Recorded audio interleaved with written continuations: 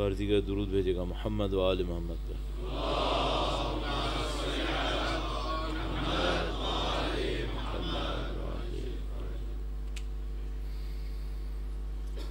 اعوذ باللہ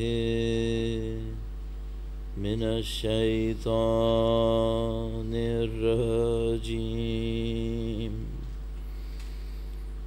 بسم اللہ الرحمن الرحیم،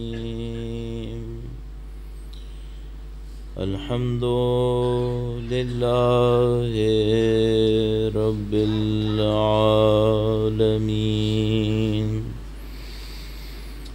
والصلاة والسلام على سید الانبیاء والمرسلین، حبیب الہ العالمین ابی القاسم محمد علی محمد علی محمد وعلى آلہ الطیبین الطاہرین، سیما بقیت اللہ فی الأراضین، قال اللہ تعالی فی کتابہ الکریم، بسم اللہ الرحمن الرحیم، ام حسبت ان اصحاب الكهف والرقیم كانوا من آیاتنا عجبا۔ درود بھیجے گا محمد و آل محمد پر۔ محمد آل محمد وعجل فرجہ۔ امین کرام، شب عاشور ہے، خدا متعال کا شکر بجا لائیں گے کہ اس نے ہمیں اپنی زندگی کے اندر سید الشہداء کے غم میں اس فرش پہ بیٹھنا نصیب فرمایا ہے۔ اس خدا کا شکر ہے کہ اس نے ہمارے دلوں میں اس مقدس خاندان کی محبت کو قرار دیا۔ اس دعا کے ساتھ کہ خدا تمام عزاداران سید الشہداء کی جان و مال کی حفاظت فرمائے۔ پاکستان میں 2 بم دھماکوں کے اندر کچھ عزاداران سید الشہداء شہید ہوئے۔ اس دعا کے ساتھ کہ ان شہداء کو اور عزاداری کے شہداء دنیا میں جہاں کہیں بھی ہیں ان سب کو سید الشہداء کے ہمراہ محشور فرمائے۔ مرتے دموں تک ہمیں اہل بیت کے بہترین چاہنے والوں میں قرار فرمائے۔ قیامت تک ہماری تمام نسلوں کو قرآن و اہل بیت کے پرچم اٹھانے والوں میں قرار فرمائے۔ سید السردار مولا اور آقا امام آخر الزماں کے ظہور کا دن دیکھنا نصیب فرمائے، ان کی نصرت کی راہ میں شہادت نصیب فرمائے۔ سید الشہداء کی شہادت کی تسلیت ان کے فرزند کے حضور اور ان کی والدہ ماجدہ کے حضور پیش کرنے کے لیے درود بھیجیں محمد و آل محمد۔ محمد و آل محمد وعجل فرجہم۔ اس سے پہلے کہ میں اس سلسلہ مجالس کی اس مجلس کا آغاز کروں، آپ سے عرض کروں گا کہ آپ اپنی صحت و سلامتی کے لیے، تمام منتظمین کی صحت و سلامتی کے لیے اور تمام والنٹیئرز کی صحت و سلامتی کے لیے جن کی انتھک محنت سے یہ پروگرام منعقد ہوئے، ان سب کے لیے درود بھیجیں محمد و آل محمد پر۔ محمد و آل محمد وعجل فرجہم۔ ایک سلسلہ ایک خاص موضوع کے تحت آغاز کیا گیا، اور جو موضوع ہم نے شروع کیا وہ آپ کے ذہن میں ہے کہ کربلا سے کن دروس کو حاصل کیا جا سکتا ہے اور ان دروس کو اپنی زندگی کے اندر کیسے عمل میں لایا جا سکتا ہے۔ اس موضوع کے اوپر ہم نے کوشش کی کہ تفصیل سے عرائض آپ کی خدمت میں پیش کریں، اور ان عرائض میں جتنا بھی ممکن ہے انالیسس استعمال کیا جائے اور اس انالیسس کے ذریعے سے جتنی زیادہ گہرائی میں جا سکتے ہیں، موضوع کی گہرائی میں جا کر اس مسئلے کو حل کیا جائے۔ تو معاملہ صرف یہ نہیں ہے کہ ہم چند دعائیں پڑھ کر سید الشہداء کے راستے پہ چل سکتے ہیں، چند اعمال انجام دے کر سید الشہداء کے راستے پہ چل سکتے ہیں۔ یہ دعائیں، یہ اعمال انتہائی اہم ہیں، لیکن معاملہ اس سے کہیں زیادہ پیچیدہ ہے، معاملہ اس سے کہیں زیادہ گہرائی میں جانے کا ہے، جو چند اعمال اور چند دعاؤں کو انجام دے کر صرف انجام نہیں پا سکتا۔ اس کے لیے ہمیں سید الشہداء کی فکر کو اختیار کرنا ہوتا ہے، دین اسلام کے نظام کو سمجھنا ہوتا ہے، اور سب سے بڑھ کر یہ کہ کہیں نہ کہیں قربانی دینی ہوتی ہے، کہیں نہ کہیں قربانی دینی ہوتی ہے۔ الحمدللہ خداوند متعال نے آپ کے اور ہمارے دلوں کے اندر امام حسین کی محبت کو قرار دیا ہے، اور جس کے دل میں سید الشہداء کی محبت ہوتی ہے وہ شہادت کے لیے طلبگار ہوتا ہے، شہادت کو طلب کرنے کی کوشش کر رہا ہوتا ہے۔ تو یہ الحمدللہ فخر آپ کو حاصل ہے۔ خدا کی دی ہوئی اس نعمت کا شکر بجا لانے کے لیے ایک بار پھر درود بھیجیں محمد و آل محمد، صلی علی محمد و آل محمد وعجل الفرج۔ تفصیل سے آپ کی خدمت میں عرض ہوا کہ جس زمانے میں کربلا کا واقعہ پیش آیا، اس زمانے کو کسی بھی انداز میں کوئی معمولی واقعہ قرار نہیں دیا جا سکتا۔ ایک نبی تشریف لائے ہیں، اور ایسے نبی جن کی نبوت کا اعلان روزانہ کئی دفعہ بلند و بالا جگہوں پہ کھڑے ہو کر کیا جا رہا ہے۔ ابھی اس نبی کو دنیا سے رخصت ہوئے محض 50 سال ہوئے، اور اس 50 سال کے اندر معاشرہ ایک ایسی جگہ پہنچ گیا ہے کہ اسی نبی کے نواسے کو اعلان نبوت اور نبوت کی شہادت دیتے ہوئے شہید کر دیا گیا۔ ہم یہ نہیں کہہ سکتے کہ یہ معاشرہ کسی معمولی خرابی میں مبتلا ہے۔ میں نے آپ کی خدمت میں عرض کیا کہ اگر کوئی معمولی خرابی ہوتی تو یہ معاشرہ چونکہ دیندار تھا، دین پہ چلنے والا تھا، دین خود ہی اس مشکل کو حل کر لیتا۔ معاملے میں انتہائی گہرائی ہوگی، خرابی بہت گہرائی تک پہنچی ہوگی، اور یہ ہمارا موضوع ہرگز نہیں ہے، ورنہ بہت اطمینان سے میں آپ کی خدمت میں عرض کر سکتا ہوں کہ 11 ہجرہ کے بعد سے کون سی خرابیاں تھیں جن کے نتیجے میں 61 ہجرہ میں سید الشہداء کی شہادت ہوئی۔ یہ بہت تفصیل سے بیان کیا جا سکتا ہے، اور مشکل ساری یہ ہے کہ جن خرابیوں کے نتیجے میں یہ سب انجام پایا ہے، آج کے معاشروں میں بھی وہی خرابیاں نظر آ رہی ہیں، وہی خرابیاں آج کے معاشروں میں بھی نظر آ رہی ہیں۔ تفصیل سے آپ کی خدمت میں عرض کیا کہ اسلام کا دفاعی نظام کیا ہے، اور اس دفاعی نظام کو کس طریقے سے ان خرابیوں نے بے بسی میں مبتلا کر دیا، ناکارہ کر دیا۔ صرف خلاصے کے طور پہ جو کل اور پرسوں آپ کی خدمت میں عرض کیا، اس کو دہرانے کے لیے چند منٹس لوں گا۔ درود بھیجے گا محمد و آل محمد، محمد و آل محمد وعجل فرج۔ پہلا اسلام کا دفاعی نظام، اسلام کے ڈھانچے کا بنیادی رکن، بنی الاسلام علی الخمس اہمها الولایہ۔ اسلام 5 ستونوں پر قائم ہے، سب سے اہم ولایت ہے۔ اس ولایت کے مقابلے میں لوگوں نے انحراف کیا۔ اس انحراف کی وجہ کیا تھی؟ جو 11 ہجرہ میں پیش آیا، آپ نے متعدد تقاریر سنی ہوں گی، تجزیے سنے ہوں گے، ہمارے موضوع میں یہ نہیں ہے، لیکن ہم کہہ سکتے ہیں کہ اس انحراف کی 2 بڑی بنیادی علتیں ہیں۔ ان میں سے ایک علت کم از کم قبیلہ پرستی قرار پائے گی، قبیلوں کا تعصب قرار پائے گا۔ اگر یہ قبیلوں کا تعصب نہ ہوتا تو امیر المومنین کے خلاف یہ صف آرائی 11 ہجرہ کے اندر جو انہوں نے محاذ بنایا، یہ محاذ نہیں بن سکتا تھا۔ اس کے علاوہ ایک اور مشکل جو اس زمانے میں نظر آتی ہے، وہ لوگوں کا اپنی ذمہ داریوں کو نہ اٹھانا ہے۔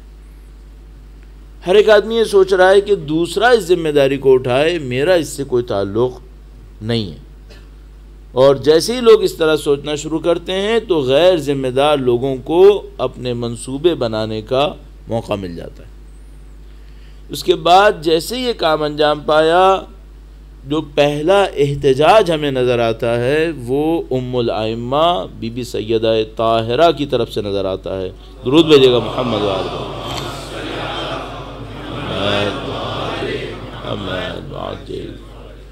بھرپور احتجاج فرمایا اور لوگوں نے رد عمل یہ کہا کہ اگلی مرتبہ میں ہم امیر المومنین کا ساتھ دیں گے، جو وعدہ یقیناً کبھی بھی عمل میں نہیں لایا گیا۔ کیوں لوگوں نے ساتھ نہیں دیا؟ اور کچھ عرصے کے بعد معاملہ مزید خراب ہوتا چلا گیا۔ اس کی بہت سادہ سی وجہ لوگوں کی مادہ پرستی۔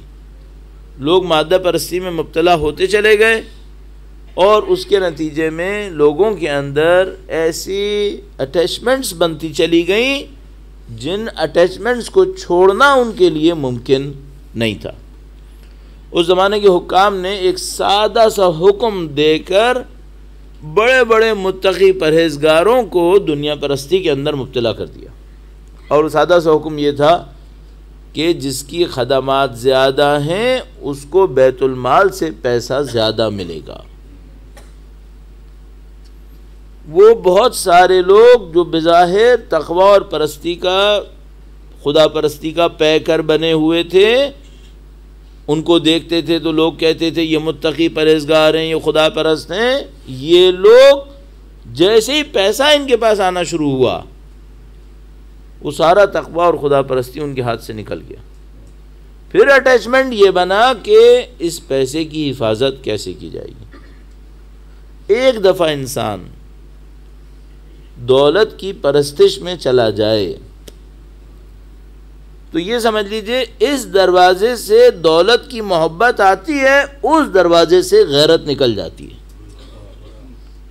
حق کی غیرت دوسرے دروازے سے باہر ہے۔ جس آدمی نے دولت، طاقت اور شہرت کی محبت لی، حق سے اس کا تعلق منقطع ہو گیا، ختم ہو گیا۔ کیوں؟ کیونکہ جیسے ہی کوئی دولت کا پجاری بنتا ہے، جیسے ہی کوئی طاقت لینے کے پیچھے جاتا ہے، جیسے ہی کوئی شہرت کے پیچھے بھاگتا ہے، اسے حق کو قربان کرنا پڑ جاتا ہے، حق کو قربان کر دیتا ہے پھر وہ۔ اور اس موقع کے اوپر میں نے عرض کیا کہ حق کی غیرت اس کے دل سے نکل جاتی ہے، حق پامال ہو رہا ہوتا ہے، وہ خاموش رہتا ہے، اور جب وہ خاموش رہتا ہے تو پھر یہ سمجھ لیجیے ظالموں کو اس سے اچھا گراؤنڈ کوئی نہیں ملے گا۔ تو قانون کے طور پر دیکھ لیجیے گا، دنیا میں جہاں کہیں جس معاشرے کو لوگوں نے غلام بنانا ہوا، پہلے انہیں مادہ پرستی میں ڈالیں گے۔ اگر کوئی معاشرہ مادہ پرستی میں چلا جائے، آپ فوراً سمجھ جائیے گا کہ یہ معاشرہ غلام بننے کے لیے تیار ہو چکا ہے یا یہ غلام بن چکا ہے۔ اور جیسے ہی کسی معاشرے کے اندر آپ کو نظر آئے کہ لوگ مادہ پرستی سے تھک گئے ہیں، اب ان کے اندر فضائل کی محبت آ رہی ہے، اب آپ فوراً سمجھ جائے گا کہ اب یہ معاشرہ غلامی قبول نہیں کرے گا، اب یہ لوگوں سے مقابلے پر آئیں گے، ظالموں سے، اور اپنا حق لے لیں گے۔ تو یہ اسلام کا دفاعی نظام، امامت کے ذریعے سے لوگوں نے امامت کا ساتھ نہیں دیا۔ دوسرے مرحلے میں ذمہ داری تھی فقہا اور عمرا کی کہ وہ اپنا کام کرتے۔ میں نے عرض کیا جب مادہ پرستی کی دوڑ میں لگے تو کیا فقہا اور کیا عمرا سب کے سب دولت کے سامنے ڈھیر ہو گئے، سب کے سب دنیا پرستی کے سامنے مبتلا ہو گئے۔ جب دنیا پرستی میں مبتلا ہو گئے تو اب یہ کب حق کے لیے آواز اٹھائیں گے؟ ان کے اندر میں نے عرض کیا حق کی غیرت ختم ہو جاتی ہے، آواز اٹھانا بند کر دیتے ہیں۔ جب یہ کام ہوا تو حجت خدا کو قربانی دینی پڑی۔ پہلی قربانی خاندان عصمت و طہارت سے بنت رسول اللہ نے دی۔ لہذا ہم کہا کرتے ہیں کہ بی بی کی شخصیت غدیر کی پہلی قربانی ہے۔ غدیر کی پہلی قربانی بی بی کی شخصیت نے دی۔ اس کے بعد حجت خدا نے بار بار قربانی دینی تھی۔ تو کبھی 40 ہجرہ میں وقت کے امام اول، پھر اس کے بعد 50 ہجرہ میں سبت رسول یہ شہید ہو رہے تھے اور لوگوں کے اوپر کوئی اثر نہیں پڑا. بنی امیہ کی حکومت شروع ہو گئی اور کسی نے بنی امیہ کے اوپر کوئی اعتراض نہیں کیا. عزیزان محترم موقع اس جگہ پر آ گیا کہ اب ظالموں نے، میں نے عرض کیا کسی اور جگہ پر اور اس کو یہاں پہ تفصیل سے نہیں کہہ پاؤں گا، بہت سارے ایسے موضوعات ہیں جس میں مجھے جملہ استعمال کرنا پڑ رہا ہے کیونکہ اس میں ہر موضوع میں تفصیل موجود ہے کہ یزید کا منصوبہ کیا ہے. یزید کا منصوبہ ہے، اگر دو جملوں میں سننا چاہیں، جاہلیت کا احیاء، جاہلیت کو زندہ کرنا. اور اس کے لیے طریقہ کار کیا ہے؟ طریقہ کار یہ ہے کہ سید الشہداء نعوذ باللہ تعالی یا بیعت کر لیں یا کوئی ایسا کام کیا جائے کہ مسلمانوں کی نظروں سے خاندان عصمت کا تقدس ختم ہو جائے، نعوذ باللہ تعالی. اس کے بعد یہ جاہلیت کا اعلان کرے، لوگوں کے دلوں میں خدا کے یقین کی کمی کو دیکھے اور اس کے بعد پھر کوئی مقابلہ کرنے والا باقی نہ رہے. سید الشہداء نے یہ دیکھا، اپنی جان کی قربانی دی. اس کے بعد کیا ہونا چاہیے تھا؟ اس کے بعد یہ ہونا چاہیے تھا کہ ہر گلی محلے سے سید الشہداء کے خون کے نام پر لوگوں کو کھڑا ہو جانا چاہیے تھا. اس عمل کو ہم کیا کہتے ہیں؟ اس عمل کو ہم ایک عمومی اصطلاح میں، جنرلائز ٹرم میں کہتے ہیں امر بالمعروف و نہی عن المنکر. اور یہی وہ چیز تھی جو سید الشہداء نے فرمایا، انی ارید ان اامر بالمعروف و انہا عن المنکر. میں چاہتا ہوں کہ امر بالمعروف کروں اور نہی عن المنکر کروں. تو اعزان محترم یہاں تک بات آپ کی خدمت میں عرض ہوئی تھی کہ اگر کوئی اس اصول کو اختیار کر لے معاشرہ تو واپسی کا امکان ہے.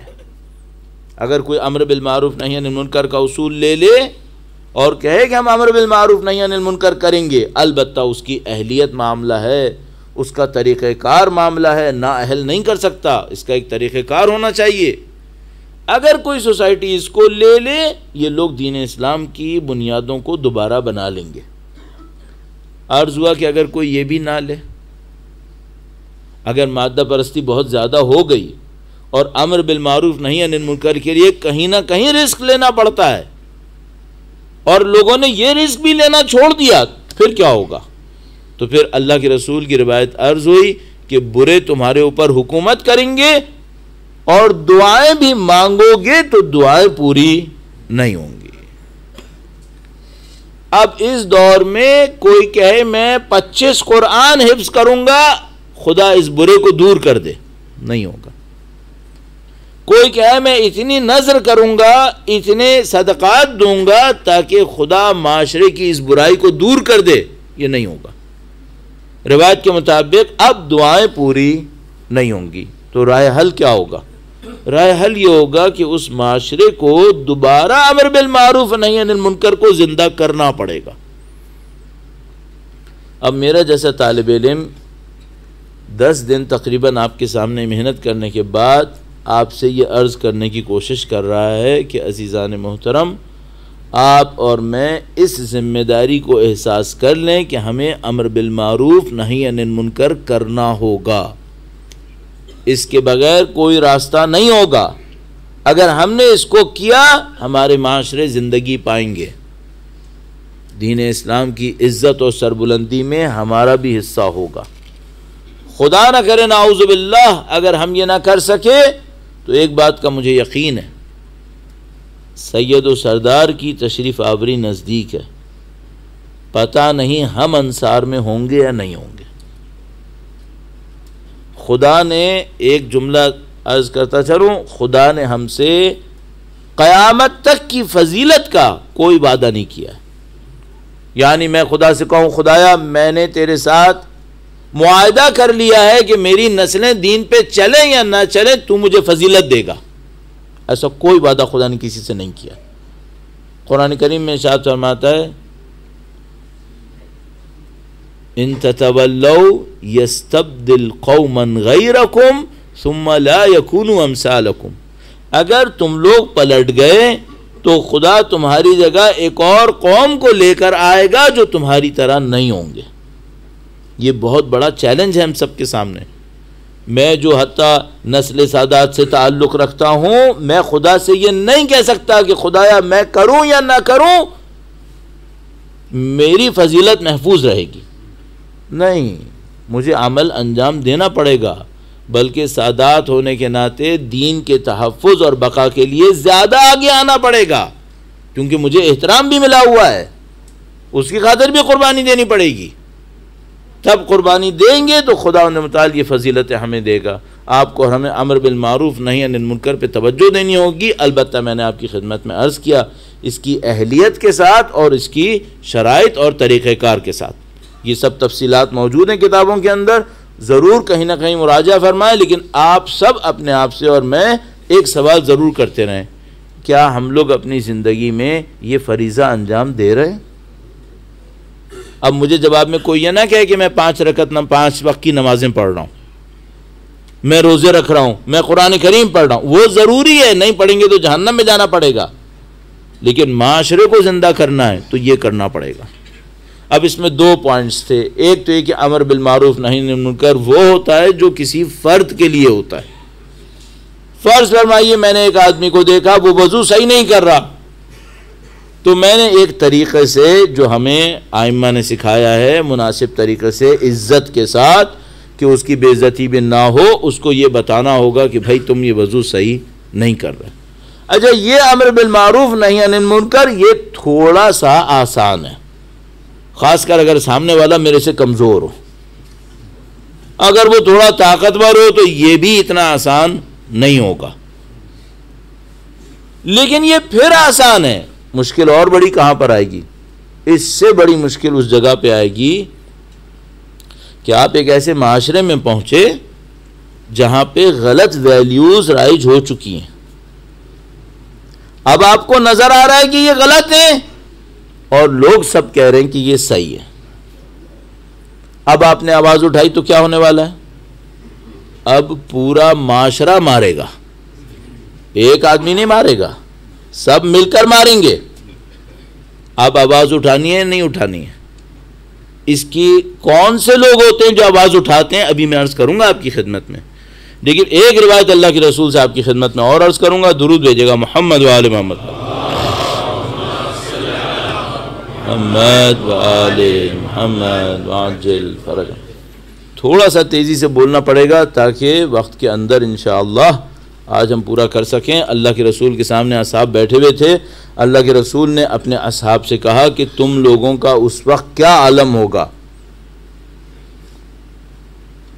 جب تم لوگ امر بالمعروف نہی عن المنکر نہیں کرو گے۔ فرمایا تم لوگوں کا ایک وقت کیا حال ہوگا جب تم لوگ امر بالمعروف نہی عن المنکر نہیں کرو گے۔ اصحاب نے سنا، انہوں نے کہا اے اللہ کے رسول، امر بالمعروف نہی عن المنکر اس دین میں جو آپ نے ہمیں دیا ہے واجب ہے، ہمیں پتہ ہے کہ واجب ہے، کیا ہم پر ایسا کوئی برا وقت آئے گا کہ ہم خدا کے اس واجب پہ عمل نہیں کریں گے؟ فرمایا ہاں، تمہیں پتہ ہوگا کہ واجب ہے پھر بھی عمل نہیں کرو گے۔ تو اصحاب نے افسوس کا اظہار کیا، اللہ کے رسول نے کہا کہ اس سے بھی برا وقت آئے گا۔ غور سے سنتے چلے جائیے گا، ماشاءاللہ آپ لوگوں کی سماعت اچھی ہے، اور اگر نہیں بھی سن رہے ہوتے تو بہرحال اچھے طریقے سے دکھا رہے ہوتے ہیں کہ سن رہے ہیں بات، تو ہمیں اطمینان رہتا ہے کہ بھئی آپ سن رہے ہیں یہاں پر، لیکن ہمارے خیال میں آپ سن رہے ہیں، الحمدللہ رب العالمین۔ باقی دل کا حال تو اللہ ہی جانتا ہے، وہ تو سب خدا کو پتہ ہے۔ اللہم صلی علی محمد وآل محمد وعجل فرج۔ اللہ کے رسول نے کہا کہ اس وقت کو سوچو جب اس سے بھی برا ہو جائے گا۔ اصحاب نے کہا کہ یا اللہ کے رسول اس سے بھی برا کیا ہوگا؟ فرمایا ایک وقت تم پر آئے گا تم لوگ معروف سے روکو گے اور منکر کا حکم کرو گے، امر بالمنکر کرو گے، نہیں عن المعروف کرو گے۔ اب یہ پچھلے پہ رو رہے تھے، ان کو پتا چلا کہ قوم کی ایک حالت وہ آنے والی ہے، امر بے منکرات کریں گے، نہیں عن المعروفات، یہ ہونے والا ہے۔ انصاف سے پوچھے گا. جس ملک میں آپ اور میں رہ رہے ہیں, بعض معاملات میں ایسا نہیں ہوا ہے کیا؟ ہو گیا ہے. پاکستان اور ہندوستان اور میرے جیسے جہاں پہ ہم جیسے لوگ رہ رہے ہیں, وہاں پر بھی بہت ساری ایسی چیزیں ہو گئی ہیں. منکرات کا حکم کر رہے ہیں, معروفات سے روک رہے ہیں. اچھا ایسا کیوں ہو رہا ہے؟ امانت دار بے وقوف سمجھا جاتا ہے ہمارے یہاں. امانت دار بے وقوف سمجھا جاتا ہے. دیندار کو احمق کہتے ہیں. یہ بھی روایت میں لکھا ہے کہ ہاں ایسا وقت آئے گا تم لوگوں کے یہاں ایسا ہو جائے گا. سنیے گا ذرا, ابھی تیسرا اسٹیج بھی ہے. اللہ کے رسول نے کہا تم لوگ امر بمنکرات کرو گے, نہی عن المعروفات کرو گے. اصحاب نے گویا سر پیٹ لیا, کہا اللہ کے رسول اتنا برا. اب وہ بیچارے تو یہ سوچ رہے تھے کہ ہم نے اتنی قربانیاں دیں دین پھیلانے کے لیے, اور اینڈ میں یہ ہونے والا ہے. اللہ کے رسول نے کہا اس سے بھی برا ہوگا, اس سے بھی برا ہوگا. انہوں نے کہا اللہ کے رسول اب نہیں معلوم اس سے برا کیا ہوگا. فرمایا اس سے بھی برا یہ ہوگا کہ جو معروف ہوں گے تم انہیں معروف مانو گے نہیں, انہیں منکر کہو گے, اور جو منکرات ہوں گے انہیں منکرات مانو گے ہی نہیں, انہیں معروف کہو گے. اس میں اور پچھلے والے میں فرق کیا ہے؟ پچھلے والے میں معروف معروف تھا لیکن روک رہے تھے, اچھائی اچھائی تھی لیکن روک رہے تھے, برائی برائی تھی لیکن حکم دے رہے تھے. تیسرے سٹیج میں کیا ہوا؟ اچھائی برائی ہو گئی اور برائی اچھائی ہو گئی. اچھا یہ زیادہ برا کیوں ہے؟ اس کی وجہ یہ ہے کہ اب اگر کوئی امر بالمعروف کرے گا تو کس کا حکم کرے گا؟ منکر کا. اور وہ اپنے دل میں کیا سوچ رہا ہوگا کہ میں دین خدا پہ چل رہا ہوں. پوری تقوی اور پرہیزگاری کے ساتھ فسق و فجور کرے گا, اپنی دانش میں پوری طرح سے دین پہ چل رہا ہوگا اور مکمل دین سے باہر جا رہا ہوگا. یہ ہونے والا ہے. اچھا اس سٹیج کو میں کہتا ہوں اقدار کی تبدیلی, ویلیوز کا چینج ہونا. ویلیوز کسے کہتے ہیں؟ جو ہمیں پتا چلے کیا اچھا ہے کیا برا ہے, معروف اور منکر. اللہ کے رسول فرما رہے ہیں تمہاری ویلیوز چینج ہو چکی ہوں گی. اب اس کو اگر مثال میں لیں تو میں کہتا ہوں ویلیوز اگر ایک ٹرائنگل ہو تو ٹرائنگل اپ سیٹ ڈاؤن ہو گئی.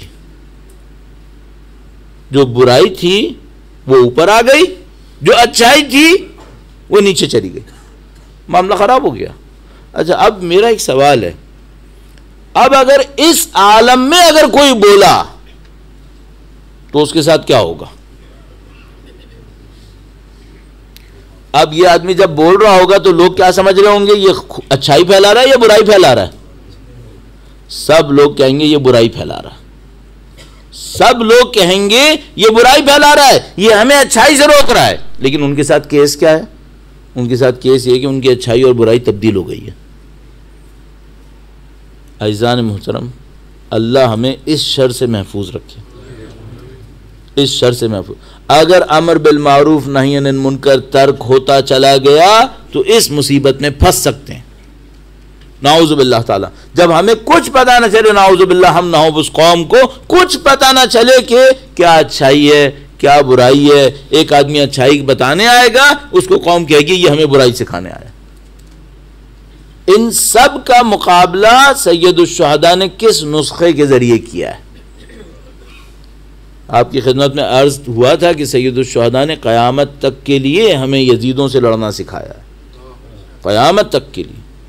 اب یہ جو سید الشہداء نے ہمیں لڑنا سکھایا ہے ایسے خطرناک حالات میں, وہ کس ذریعے سے سکھایا ہے؟ آپ کی خدمت میں چند نکات عرض ہوں گے. درود بھیجے گا محمد و آل محمد پر.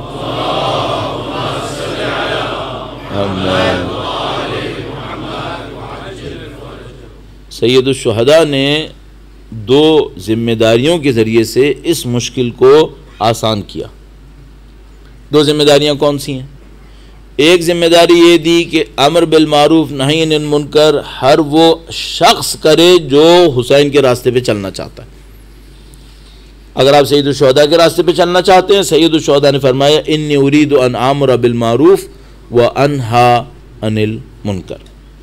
آپ اس کی شرائط دیکھیں, آپ اس کے طریقہ کار کو دیکھیں, اپنی زندگی کے اندر طے کریں کہ بھائی آپ نے یہ کرنا ہے، اور خاص کر اس وقت کرنا ہے جب کوئی اسلامک ویلیو کمپرومائز ہو رہی ہو. اور سب سے پہلے کس کے خلاف کرنا ہے؟ اپنے خلاف. سب سے پہلے اپنے آپ کو دیکھیے گا، آپ کے دل میں کسی غلط چیز کا احترام تو نہیں ہے؟ چونکہ اگر میرے اپنے ہی دل میں غلط ویلیوز کا احترام ہو تو میں دوسروں کو کیا بتاؤں گا؟ بھئی ایک جملہ عرض کرتا چلوں، آخری اس سلسلے کی مجلس عشرے سے پہلے ایک استاد فرماتے تھے کہ اگر تم ایک گاڑی میں بیٹھو کم قیمت، پھر دوسری گاڑی میں بیٹھو زیادہ قیمت کی، اور تمہیں دو ڈیفرنٹ فیلنگ آئیں اپنے اسٹیٹس کے لیے، تو اس کا مطلب یہ ہے کہ تم علم اخلاق کو الف سے دوبارہ شروع کرو. تم نے اسلام سے کچھ نہیں سیکھا. میں ایک گاڑی میں بیٹھا، ایک دفعہ یہ مجھے یہاں سے وہاں جانا ہے، فیلنگ یہ ہے کہ گاڑی سافٹ ہے، اچھی طرح لے جائے گی. یہ بات نہیں ہو رہی. بات کس میں ہو رہی ہے؟ اسٹیٹس کی فیلنگ میں. میں ایک گاڑی میں بیٹھا، یہاں سے وہاں گیا، چلو کوئی مسئلہ نہیں ہوا. ایک اور گاڑی میں بیٹھا، اب یہ گاڑی بہت عجیب و غریب ہے. اس میں بیٹھتے ہی مجھے احساس ہوا کہ میرا اسٹیٹس اپ گریڈ ہو گیا ہے. وہ استاد کیا فرما رہے ہیں؟ کہہ رہے ہیں اس کا مطلب یہ تم نے اخلاق سے الف بے بھی نہیں سیکھی ہے. جو دوبارہ دین اسلام سیکھو، تمہیں کچھ نہیں آتا. انصاف سے بتائیے گا کتنے لوگ ہوں گے جن کو الف بے دوبارہ سیکھنی پڑے گی؟ کیوں؟ یہ تو ہمارے معاشرے کی مشکل ہے. یہاں تو معاملہ ہی اسی پہ چلتا ہے کہ اس کا اسٹیٹس کیا ہے، اور اس اسٹیٹس کو ثابت کرنے کے لیے ساری حرکتیں کرنی پڑتی ہیں. کبھی خود سے دل چاہتا ہے تو کرتے ہیں، کبھی اس بہانے کے کرنا پڑ رہی ہیں ورنہ میں تو بہت متقی ہوں. کچھ بھی ہو، تم اس معاملے کے اندر اپنے اوپر بھی ظلم کر رہے ہو اور اپنی سوسائٹی پہ بھی ظلم کر رہے ہو، دونوں پہ ظلم کر رہے ہو. اور عزیزان محترم، یہ وہ مشکل ہے جو پھیل گئی ہے. اب میں آپ کی خدمت میں جو عرض کر رہا ہوں نا، تو پتہ نہیں کتنی جگہوں پر یہ باتیں کر چکا ہوں، اور اینڈ میں یہ باتیں سنتا ہوں کہ ایسی عجیب و غریب باتیں کرتا ہے جس کا سمجھ میں نہیں آتا کہ کیا کرنا ہے.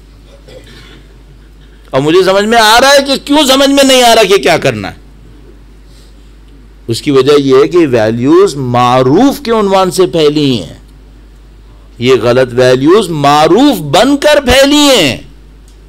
کوئی اس بات کو سمجھ بھی نہیں پا رہا کہ بھائی منکر ہے جو معروف بن گیا ہے. ہمیں سمجھ میں نہیں آ پا رہی ہیں اب یہ چیزیں. تو میں عرض کروں گا ہمیں بہت محنت کرنی پڑے گی تاکہ ہم پوری کمیونٹی کو اٹھا کر اس راستے پہ لے کے چلیں جو سید الشہداء ہم سے ڈیمانڈ کر رہے ہیں، جو عزاداری سید الشہداء کے صدقے میں انجام پائے گا. دوسری ذمہ داری عزاداری کی ہے. وقت بہت کم ہے، چند نکات اس سلسلے میں تھوڑے سے اور سخت عرض کرنے ہیں. اللہ آپ کو اور ہمیں محفوظ فرمائے. دین جس کی محبت خدا نے ہمارے دلوں میں رکھی ہے، ہمیں اس دین کو سیکھنے اور عمل کرنے کی سعادت نصیب فرمائے انشاءاللہ. سید الشہداء اور ان کے فرزند محترم کے نظر لطف کے حصول کے لیے درود بھیجیں محمد و آل محمد پر. محمد و آل محمد وعجل فرج.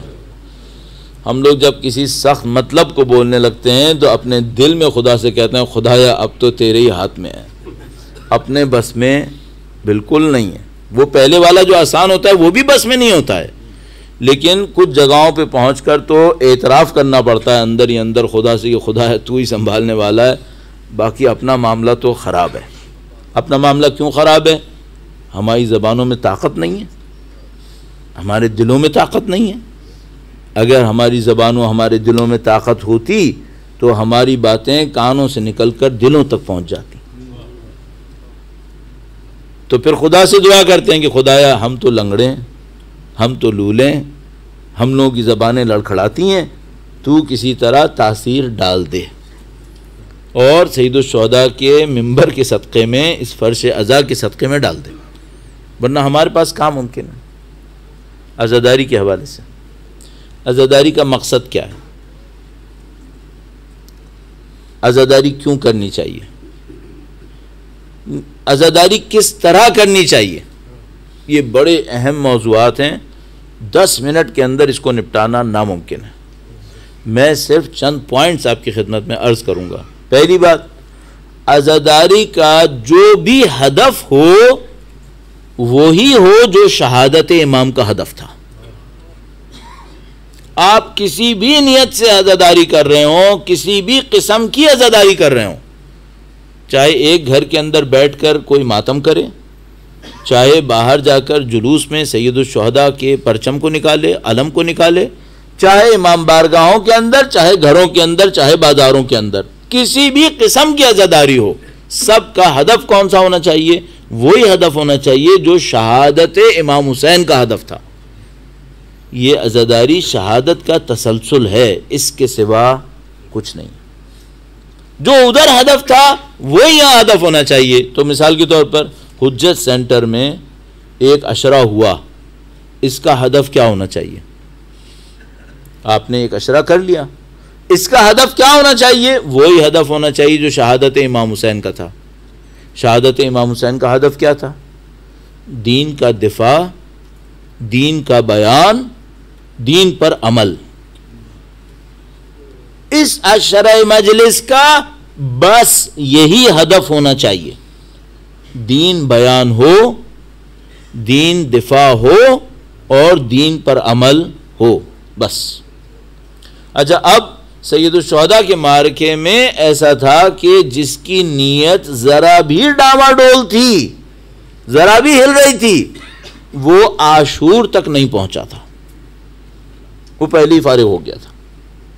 شب عاشور پہ بھی نہیں پہنچا تھا، کربلا پہ بھی نہیں پہنچا، پہلے ہی نکل چکا تھا. ہمیں عزاداری سید الشہداء میں اس بات کو سب سے پہلے انشور کرنا ہوگا کہ بھئی ہماری نیتوں میں خدا نہ کرے نعوذ باللہ تعالی کوئی غلطی نہ آئے، اور اگر غلطی آئے تو پھر اس پر کمپرومائز نہ کیا جائے، اس پہ کمپرومائز نہ کیا جائے. میں اپنے اوپر رکھ کے پہلے شروع کرتا ہوں. میرا جیسا آدمی اگر یہاں بیٹھے، مجلس پڑھے اور لوگوں کو یہ احساس ہو کہ اس نے مجلس اپنی شخصیت کو ثابت کرنے کے لیے پڑھی ہے، اپنے فن کو ثابت کرنے کے لیے پڑھی ہے، اپنی پاپولیرٹی بنانے کے لیے پڑھی ہے، اپنے پیسے بنانے کے لیے پڑھی ہے، اگلی دفعہ بٹھائیں یا نہ بٹھائیں؟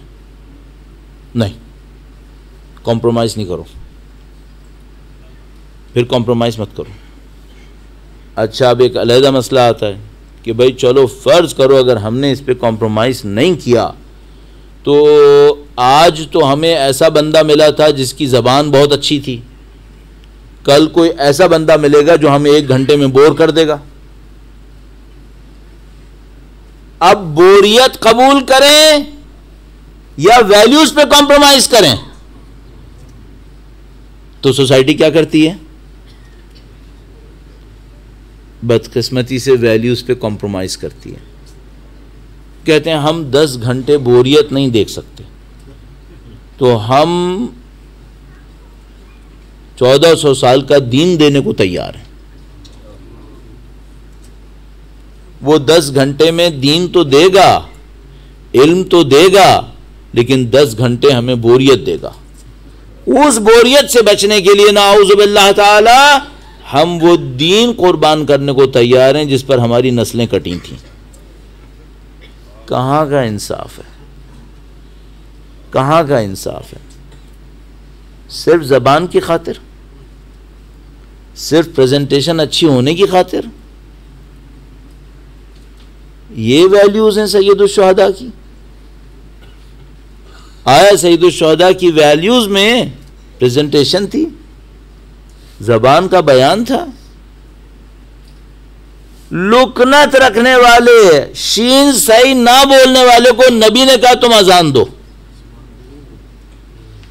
نہ عربی صحیح، نہ پروناؤنسیشن صحیح، نہ اپیئرنس صحیح، نہ فیملی میں کوئی نام، اور اس کو کہا تم کھڑے ہو اناؤنسمنٹ کرو. بھائی ایک دفعہ مجھ سے کوئی یہ کہے کہ میں نے ایک آدمی کو یہ ڈیوٹی دینی ہے کہ پتھر اٹھائے، یہاں سے اٹھائے یہاں رکھے، تو مجھے کیا چاہیے؟ مجھے طاقت چاہیے. اور اگر مجھے ایک آدمی کو یہ ڈیوٹی دینی ہے کہ وہ اناؤنسمنٹ کرے تو مجھے کیا چاہیے؟ جس زبان میں اناؤنسمنٹ کرے وہ زبان اسے اچھی آتی ہے یا نہیں آتی ہے؟ اپیئرنس ایکسیپٹیبل ہے یا نہیں ہے؟ قوم قبیلے میں رسپیکٹڈ ہے یا نہیں ہے؟ آج تک ہم یہی کر رہے ہیں. اللہ کے رسول نے پہلے دن سے کہا تھا یہ مت کرنا. اچھا اللہ کے رسول نے بلال حبشی میں کیا دیکھا تھا؟ انہوں نے بلال حبشی کا دل دیکھا تھا، ہم لوگوں کی زبان اور ان کے جسم کو دیکھتے ہیں.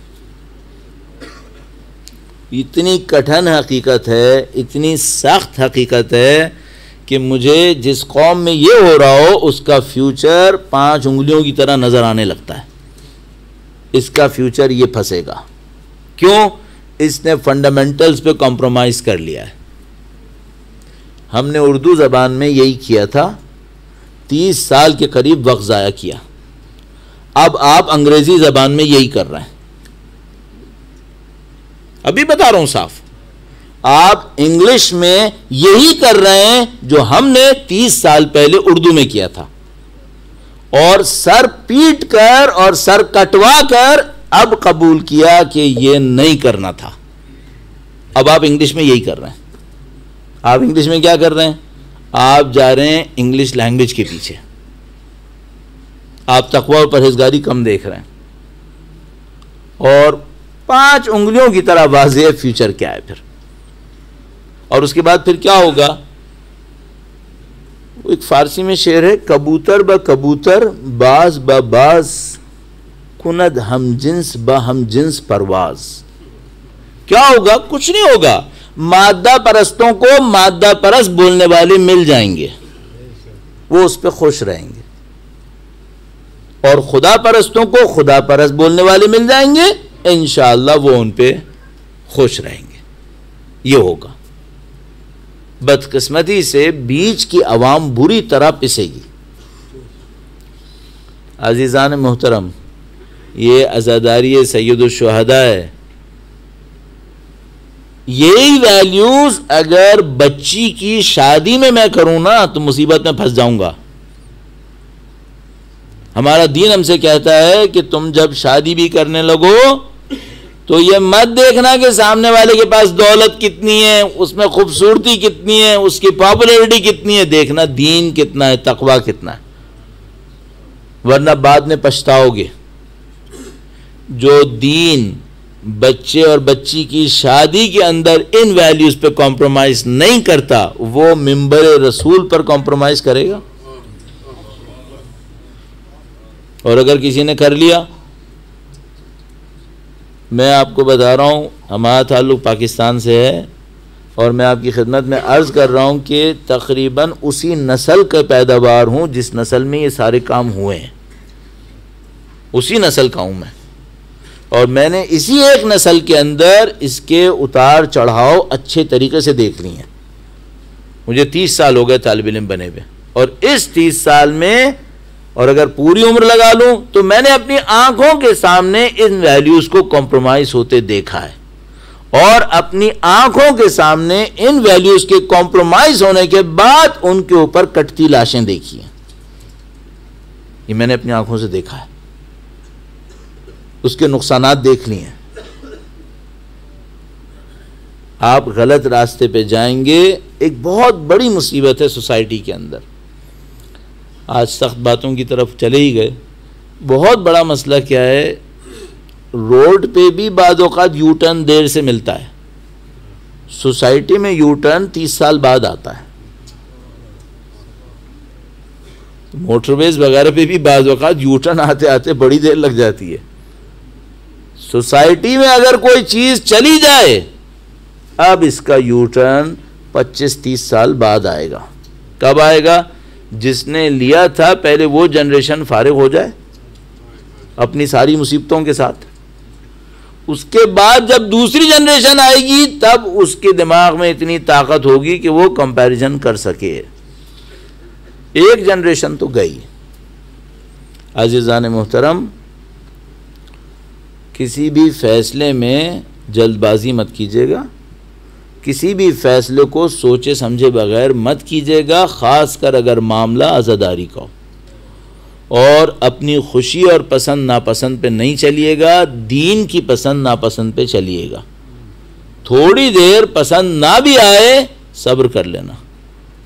اللہ کے رسول نے جو بلال حبشی کو کھڑا کیا تھا نا، تو بہت سارے لوگوں کو ایک آنکھ نہیں بھاتا تھا. اللہ کے رسول کے پاس آ کر کھلے بندوں چھپے لفظوں کہتے تھے کہ اے اللہ کے رسول اس کو ہٹا دیں، کسی اور کو یہاں پر لے آئیں. اللہ کے رسول کو مشورے دیتے تھے. اللہ کے رسول کہتے تھے کہ دیکھو اگر یہ اذان نہیں دے گا نا تو سورج بھی طلوع نہیں ہوگا. تم بلال حبشی کو پہچانو، یہ اذان نہیں دے گا آسمان میں تبدیلی نہیں آئے گی، دن نہیں ہونے والا ہے پھر. تو اعزان محترم، ہم میں تو اتنی طاقت نہیں ہے ہم لوگوں میں کہ ہم اتنی گہرائی میں جا کے چیک کر لیں، لیکن ہم اتنا کر سکتے ہیں کہ جن ویلیوز پر کھلے آنکھوں کمپرومائز ہو رہا ہو اس کو تو روک لو، اسے تو کم از کم روک لو بھائی. عزاداری خلوص کے ساتھ ہونی چاہیے، عزاداری میں مفادات نہیں ہونے چاہیے. ایک جملہ اور عرض کروں، بس آپ کی زحمت تمام کروں. جب آپ مرثیہ پڑھیں، میرا جیسا بولے، آپ ماتم کریں، سب کے دماغ میں صرف ایک بات ہونی چاہیے، یہ جگہ حسین کی ہے، یہ ہماری نہیں ہے. یہ جگہ حسین کی ہے. میں نے اپنے لیے کیا تو غصب کیا ہے، میں نے خیانت کی ہے. جو یہاں مرثیہ پڑھے، نوحہ پڑھے اور لوگ اس کو دیکھنے لگیں، فوراً اپنے دماغ کو سمجھائے یہ محبت حسین کی ہے، مجھے خائن نہیں بننا ہے، میرے لیے نہیں ہے، یہ محبتیں حسین کے لیے. آپ مجھے سننے نہیں آئے، واللہ عرض کر رہا ہوں، مجھے بھی پتا ہے، احمق نہیں ہوں کہ مجھے نہ پتا ہو. آپ سید الشہداء کی محبت کے لیے آئے. میں دیوانہ ہوں کہ میں سمجھوں گا کہ مجھے میری لیے سننے آیا. میں پاگل ہوں کہ میں اپنی شخصیت کو پروموٹ کرنے کے لیے ممبر رسول کو استعمال کروں. آپ اور مجھے ان باتوں میں بالکل کلیئر ہونا چاہیے بالکل. اور تمام جو یہاں پہ بولنے والے ہیں، چاہے ہمارے جیسے، چاہے مرثیہ، چاہے حتیٰ زیارت بولنے والے، چاہے اناؤنسمنٹ کرنے والے، سب کے ذہن میں کلیئر ہونا چاہیے، ہم نے اپنے آپ کو پروموٹ نہیں کرنا ہے. ہم پرفارمرز نہیں ہیں، ہم خدمت گزار ہیں. پرفارمنس دینے نہیں آئے یہاں پر، ہم سید الشہداء کے غم کو لوگوں تک پہنچانے کے لیے آئے. بس دین کو زندہ کرنے آئے، دین کی خدمت کرنے آئے، دین کا دفاع کرنے آئے، دین پھیلانے آئے. بس اس سے زیادہ کوئی ہدف نہیں ہے. ہم اس خلوص کے ساتھ اگر کام کر گئے، اور بہت سارے لوگ کر رہے ہیں، تو اسی خاطر زندہ بھی ہے. البتہ کچھ غلط باتیں بھی ہو رہی ہیں جس کی وجہ سے نقصان بھی اٹھانے پڑ رہے ہیں، یہ بھی ہم سب کو احساس ہے. تو عزیزان محترم، بڑی سخت باتیں میں نے آپ کی خدمت میں عرض کی، لیکن یہ اس ذمہ داری کا حصہ بن رہی تھیں جو بالآخر آپ کی خدمت میں بیان کرنی تھی. البتہ ان اصولوں کے اندر رہتے ہوئے آپ بہتر سے بہتر کو تلاش کر سکتے ہیں. آپ بہتر سے بہتر پہ جائیے، لیکن اصولوں کے اندر رہتے ہوئے. اصولوں کو توڑ کر جانے کی کوئی اجازت نہیں ہوگی. انشاءاللہ پروردگار ہمیں اور آپ کو سید الشہداء کی مخلص ترین خدمت کرنے کی سعادت نصیب فرمائے. درود بھیجے گا محمد و آل محمد پر.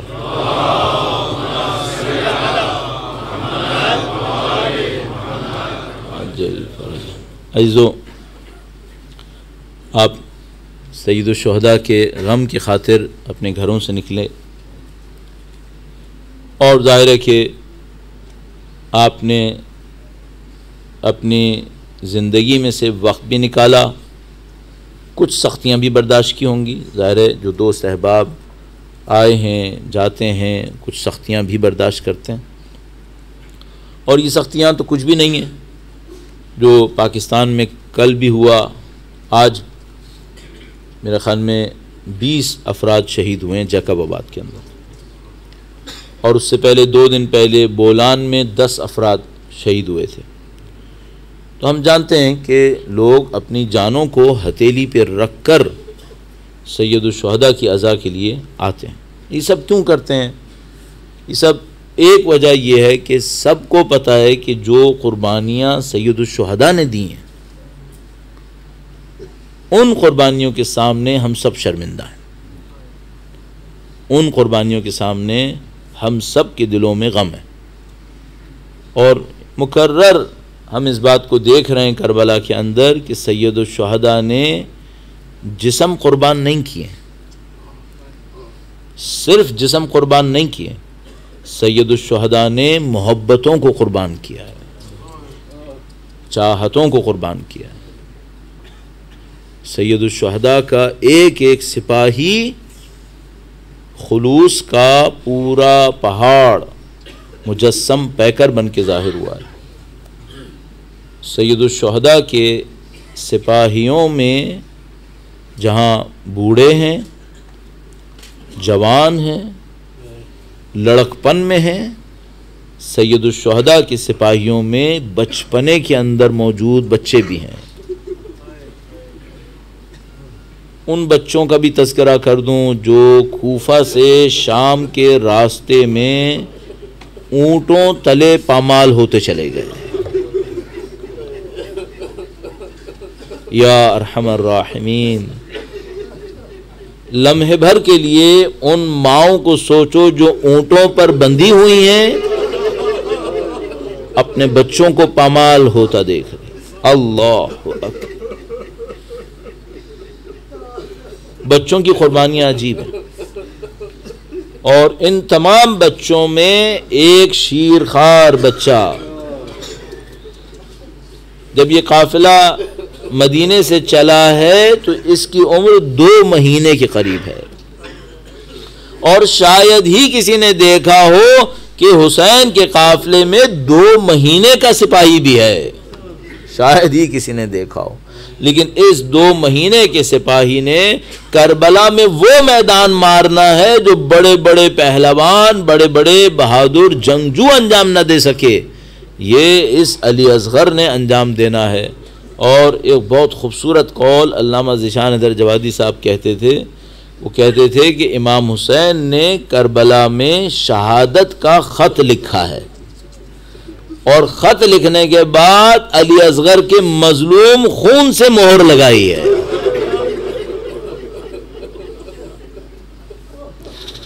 سید الشہداء نے پورے دن شہادت کا خط لکھا، بڑے بڑے لاشیں اٹھائے، اور تمام لاشوں کو اٹھانے کے بعد جب میدان کربلا کے اندر کھڑے ہوئے اور ندا دی حل من ناصر ینصرنا، اب میدان عمل کے اندر، میدان جہاد کے اندر سارے سپاہی ختم ہو چکے ہیں، صرف ایک ننھا سا سپاہی باقی ہے جس کی ماں یہ بتا رہی ہے کہ مولا جب سے آپ نے ندا دی ہے بچے پہ لرزہ طاری ہے۔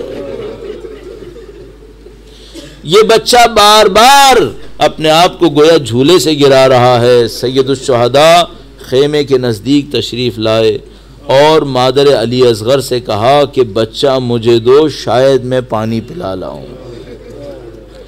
عزیزو، یہ جو پیاس کا معاملہ ہے یہ بڑا ہی عجیب معاملہ ہے کربلا کے اندر، یعنی انسان جب اس معاملے کو دیکھتا ہے اور تھوڑی دیر کے لیے سوچتا ہے کہ 6 مہینے کا بچہ پیاس سے لرز رہا ہو، اور کبھی اس کی زبان باہر نکلتی ہو، کبھی اس کی زبان اندر جاتی ہو، اور انسان اس بات کو سوچے کہ مادر علی اصغر کیا کرے بیچاری۔ امام حسین خیمے پر آئے، فرمایا علی اصغر مجھے دو، شاید میں اس کے لیے پانی پلا سکوں۔ مادر علی اصغر نے علی اصغر کو سنبھالا اور امام حسین کے ہاتھ میں دے دیا۔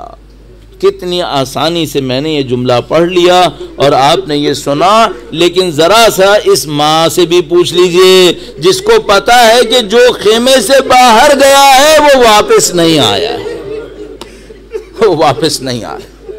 مادر علی اصغر نے یہ جو علی اصغر کو دیا یہ اللہ کے معجزوں میں سے ایک معجزہ ہے۔ ذرا کسی بھی ماں سے پوچھے گا کہ اپنے بچے کو قربان ہونے کے لیے دے گی؟ خدا حضرت موسیٰ علیہ السلام کا تذکرہ کرتا ہے، فرماتا ہے جب ہم نے مادر موسیٰ سے کہا کہ بچے کو صندوق پہ ڈال لو تو ماں کا دل راضی نہ ہوا. ہم نے ماں سے کہا کہ صندوق پہ ڈالو، پانی میں نہیں ڈالو. اس کے بعد ہم نے کہا کہ تمہارا بچہ ہم تمہارے پاس واپس لے کر بھی آئیں گے، تب بھی مادر موسیٰ کا دل راضی نہ ہوا. تو خدا کہتا ہے وَرَبَطْنَا عَلَىٰ قَلْبِهَا، ہم نے اس کے دل کو بہت مضبوط کیا. تو میں کہوں گا خدایا یہ بتا علی اصغر کے ماں کے دل کو تو نے کتنا مضبوط کیا کہ اس نے اپنا بچہ دے دیا، جبکہ پتا تھا کہ جو یہاں سے جائے گا اب وہ واپس نہیں آئے گا. لیکن مادر علی اصغر کو بھی پتا نہ تھا کہ واپس نہیں آئے گا، لیکن آئے گا تو کس حال میں آئے گا، یہ مادر علی اصغر کو بھی نہیں پتا تھا. سید الشہداء علی اصغر کو لیے دشمن کے سامنے تشریف لائے، لشکر اعداء کے سامنے آئے اور ایک عجیب منظر پیش کیا. علی اصغر کو دونوں ہاتھوں پر اٹھایا اور دشمنوں سے کہا کہ اگر تمہاری ہماری دشمنی ہے تو بتاؤ اس چیرخوار کی کیا غلطی ہے، اس نے تمہارا کیا بگاڑا ہے، تم اس کو پانی دے دو. اور یہ کہہ کر گویا علی اصغر کا چہرہ دشمن کے لشکر کے سامنے کیا. اب جو علی اصغر نے اپنی ننھی زبان ہونٹوں پر پھیری تو دشمن کا لشکر بھی منہ چھپا کر رونے لگا. عمر سعد کو احساس ہوا کہ لوگوں کا ضمیر جاگنے لگا ہے، یہ علی اصغر کے لیے پانی مانگیں گے. ہرملہ سے کہا تیر چڑھا، ہرملہ نے تیرے ستم چڑھایا. عمر سعد سے پوچھتا ہے باپ کا نشانہ لوں یا بیٹے کا؟ ارے باپ کو بھی مار سکتا تھا، لیکن اس نے حسین کے دل پہ زخم چلانے کے لیے کہا بیٹے کا نشانہ لے. اس نے تیر ستم چلایا. عزیزو ہم لوگ اردو میں ایک اصطلاح استعمال کرتے ہیں تیر سے شعبہ. ہمارے جو بچے یہاں بیٹھے ہیں ان کو پتہ نہ ہوگا یہ تیر سے شعبہ کیا ہوتا ہے. ایک تیر ہوتا ہے جس کے پیچھے 3 سائڈز نکلی ہوئی ہوتی ہیں، اور یہ ایسا تیر ہوتا ہے یہ جاتا ہے تو گھومتا ہوا جاتا ہے، اور گھومتا ہوا جاتا ہے تو ایسا ہوتا ہے کہ اگر انسان کے لگ جائے تو اس کو 2 ٹکڑے کر سکتا ہے. یہ تیر ایسا خطرناک تیر ہوتا ہے. ہرملہ نے تیر چڑھایا اور سید الشہداء علی اصغر کو اپنی مقتل میں لے کر آئے. اب میں ذرا سا رک کر کہوں گا کہ یہ قربانی کیا وہی قربانی ہے جو ابراہیم نے اسماعیل کی دی تھی؟ کیا یہ وہی قربانی ہے؟ تو میں کہوں گا بس تم اتنا دیکھ لو کہ اسماعیل کے پاؤں میں رسی بندھی تھی، یہ دیکھو اصغر کی جسم پہ کوئی رسی بندھی ہے یا نہیں بندھی ہوئی. اور تم جانتے ہو کہ جب ابراہیم آئے تو اپنی آنکھوں پر پٹیاں باندھ لی تھیں. تم دیکھو کہ حسین کی آنکھیں کھلی ہیں، حسین نے کوئی پٹی نہیں باندھی. اور تم دیکھ لو کہ جب اسماعیل کو لے کر گئے تو اتنی دور لے کر گئے کہ اسماعیل کی ماں نہ دیکھ سکے. اور بس اتنا سوچو کہ شاید علی اصغر کی ماں خیمے سے کھڑے ہو کر یہ سارا منظر دیکھ رہی ہے. وہ تیرے سے تب چلا، میں کہوں گا فرشتوں میں بھی کوہرام بپا ہوا ہوگا. ارے خدایا تو نے اسماعیل کو بچا لیا تھا، کیا اصغر قربان ہوگا اور خدا نے کہا ہوگا یہ حسین ہے، یہ ذبح عظیم لے کر آیا ہے، یہ عجیب قربانی لے کر آیا ہے. بس عزیزو تیرے ستم چلا. 2 روایت کی زحمت، ایک تیرے ستم چلا اور ہم ہمیشہ سنتے ہیں کہ تیر چھد گیا بچے کے گلے میں، بچے کے گلے میں چھد گیا. عزیزو ایسا نہیں ہوا، اس سے بھی بڑا کارنامہ ہوا. شیخ عباس قمی مقتل کے اندر لکھتے ہیں تیرے ستم چلا، بچے کا گلا کان سے کان تک ذبح ہو گیا. گلے میں چھدا نہیں تھا، بچہ ذبح ہو گیا. ننھا سا خون حسین کے ہاتھوں میں آ گیا. پتہ نہیں بچہ تڑپا بھی یا نہیں تڑپا، بس خون حسین کے ہاتھ میں آیا. سید الشہداء کبھی آسمان کو دیکھتے ہیں، کبھی زمین کو دیکھتے ہیں، خون اپنے چہرے پر مل لیا. اے خدایا، علی اصغر کے خون کے ساتھ تجھ سے ملوں گا. بِأَيِّ ذَنبٍ قُتِلَتْ مصداق معین ہو گیا. اب میں آپ سے پوچھوں گا، کیا اس بچے کی لاش ماں کے پاس لے کر آئے؟ کیا حسین ذبح ہوئے ہوئے بچے کی لاش ماں کے پاس لائیں؟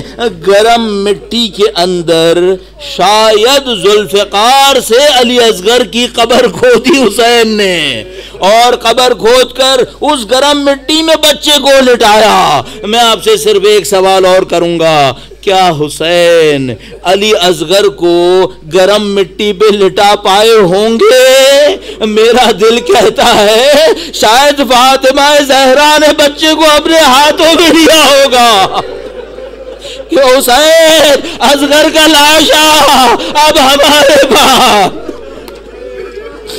سید الشہداء کھڑے ہو گئے، دامن کو چھاڑ دیا. ربنا تقبل منا هذا القربان، اس قربانی کو ہم سے قبول فرما. بس ایک وقت آیا، قافلہ اسرا کوفہ میں داخل ہوا، لوگوں میں مشہور کیا یہ باغی لوگ ہیں. لوگوں کو پتا چلا مرنے والوں میں علی اصغر بھی تھا. لوگوں نے کہا ارے ظالمو، یہ بتاؤ اگر یہ باغی ہے کیا اچھے مہینے کے بچے نے بھی بغاوت کی تھی؟